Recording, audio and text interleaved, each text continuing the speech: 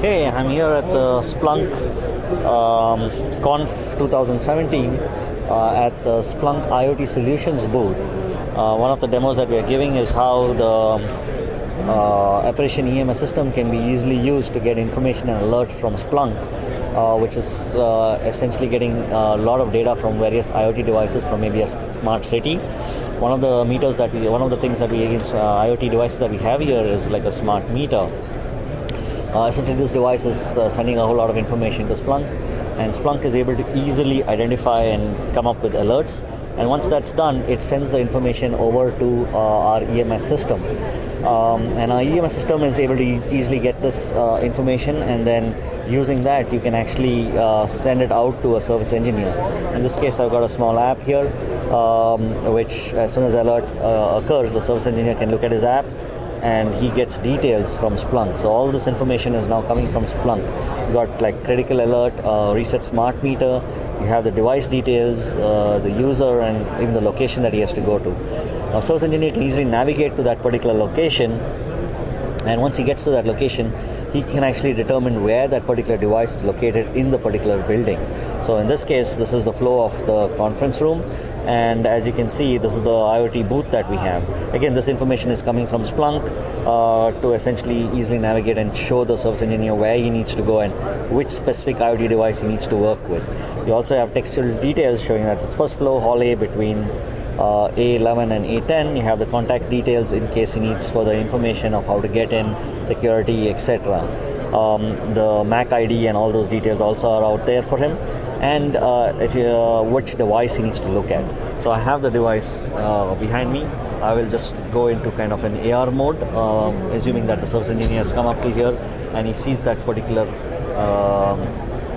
device.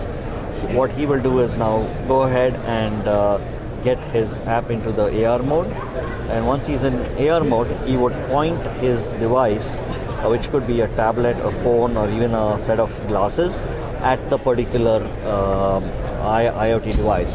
So here I've got it. I go ahead and I point it, and if you can see, you can actually see an overlay which is coming up, which shows the service engineer what needs to be done in terms of working on this device. So you see a danger, disconnect power, twist anti-clockwise to open. You can play a context-sensitive video on top of that, and if he needs further information, he can always go and get assistance from the vendor support or expert who can guide him through the process through a remote AR session. Now you can have different steps configured in our system. We'll just take that out, and if you see that, you essentially have the second step of information which is coming up for that particular user. Again, it's context-sensitive video that can be played if required. And once the engineer has taken care of the issue, in order to go and figure out whether the issue has been resolved or not, he would need to essentially go and get information from the Splunk logs. In this particular case, he doesn't need to go and log in and do any of that, because again, it could be different for different devices. Instead, he goes to the Splunk device status, and he can immediately see information which is coming up with regard to that from Splunk. If further information is required, you can always go into the Splunk dashboard and get information about how that particular device is doing.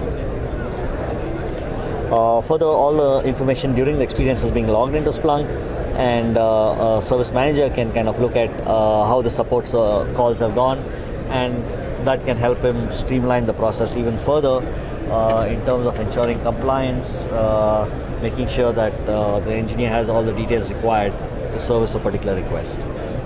Thank you.